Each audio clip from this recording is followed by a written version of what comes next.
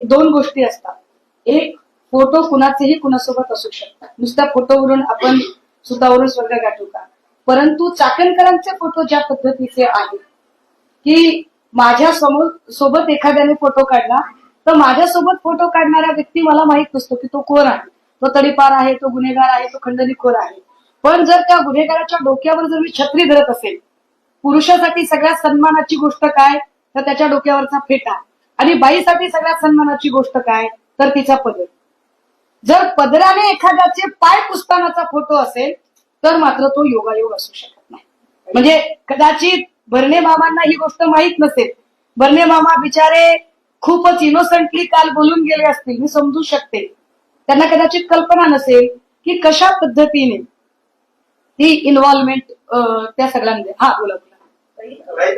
प्रश्न असा की गेले 3 दिवस झाले सगळं प्रकरण तापले.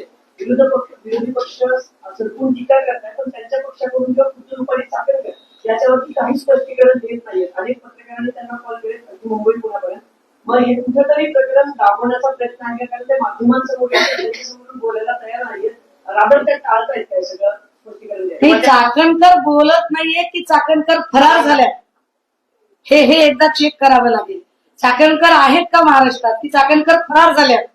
त्या फरार झाल्या असतील तर अजून गंभीर आहे, कारण चाकणकर या प्रकरणात 100% अडकू शकतात असं अनेक जाणकारांचं म्हणणं आहे. आणि मी तर त्या ज्या काही गोष्टी आता समोर आणत आहे हे अजून गंभीर आहे. आता चाकणकरांच्या संबंधाने काय आपण विचारत होतो